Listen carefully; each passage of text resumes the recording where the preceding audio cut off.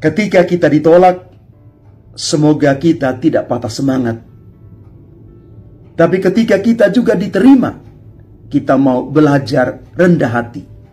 Bahwa yang kita wartakan bukan diri kita sendiri, tetapi Kristus yang kita wartakan.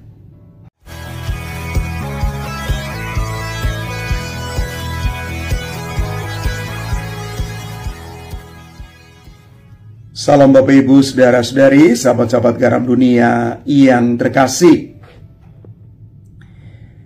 Bacaan pertama dan bacaan Injil hari ini melukiskan kepada kita sekalian tentang semangat pewartaan atau evangelisasi dalam gereja Katolik masa kini. Paulus di dalam pewartaannya di Athena menghadapi penolakan, walaupun ada juga yang memutuskan untuk percaya kepada Allah. Dan seluruh pengajaran Yesus hanya dapat dipahami dalam roh dan kebenaran. Maka Yesus minta para murid untuk menantinya. Dia yang akan membimbing mereka untuk bisa menghidupi nilai-nilai ajaran Yesus dengan setia sampai pada akhir zaman. Di dalam karya evangelisasi, karya pewartaan, kita membutuhkan daya yang besar, yaitu kuasa Roh Kudus sendiri.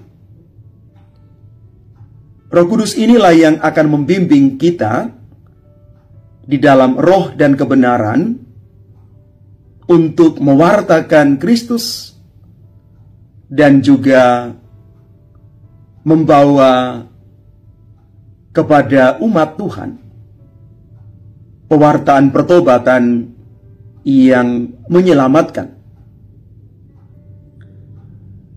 Maka benar, para pewarta, kita semua perlu mengambil bagian di dalam karya pewartaan Kristus ini, setelah kita sendiri juga dibentuk, ditata, dan boleh mengalami pertobatan. Karena misi evangelisasi Katolik adalah misi penting gereja untuk menyebarkan kabar baik, kabar sukacita Injil itu kepada seluruh umat manusia. Dan kita mengajak orang untuk boleh mengalami kasih dan kebenaran di dalam diri Yesus Kristus. Evangelisasi bukan hanya melalui kata-kata kita, tetapi kesaksian hidup kita yang nyata di dalam pelayanan yang mencerminkan kasih Kristus itu.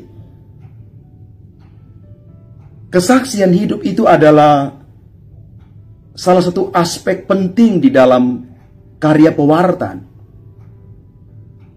Dengan menjalani kehidupan yang mencerminkan ajaran Kristus, seperti kasih, pengampunan, pelayanan, kita boleh menyentuh hati orang lain.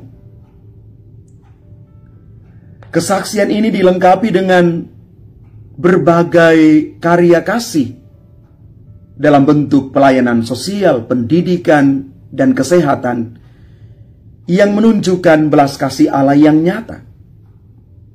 Melalui tindakan nyata, gereja melayani masyarakat dan mengajak mereka untuk merasakan kasih Kristus. Maka di sini kita mau mengatakan bahwa komunitas Katolik memainkan peran penting dalam misi evangelisasi. Kita sebagai warga umat Katolik ambil bagian di dalam misi besar Kristus ini, menyebarkan kasih Allah, kasih Injili Kristus dimanapun kita berada. Maka Kalau kita mau mengambil bagian di dalam misi pewartaan Katolik, kita perlu mempromosikan pendekatan-pendekatan yang lebih inklusif, yang terbuka, dengan dialog yang penuh hormat kepada semua agama dan budaya. Dialog yang membuka jalan untuk saling pengertian, mengajak semua orang mengenal Kristus tanpa memaksakan keyakinan. Dengan pendekatan misi evangelisasi Katolik menjadi jalan kasih, membawa damai Kristus kepada dunia lewat pelayanan, kesaksian, dan dialog yang saling menghormati ini, kita sudah mengambil bagian yang nyata di dalam misi pewartaan Kristus sendiri. Kalau Paulus yang kita dengar dalam bacaan pertama, dia ditolak karena pewartaannya akan Kristus. Tetapi di sisi lain, ada orang lain juga percaya. Maka kita mau menggarisbawahi bahwa di dalam pewartaan, dalam karya pelayanan kita, pasti ada yang menolak, ada yang menerima. Ketika kita ditolak, semoga kita tidak patah semangat. Tapi ketika kita juga diterima, kita mau belajar rendah hati. Bahwa yang kita wartakan bukan diri kita sendiri, tetapi Kristus yang kita wartakan. Semoga misi pewartaan Sabda Kristus ini betul-betul menyebar ke seluruh dunia, dan kita juga boleh mulai dari kelompok kita yang paling kecil. Kita boleh menjadi pewarta-pewarta yang berhikmat, pewarta-pewarta yang memberi kesaksian hidup yang baik di tengah hidup bersama.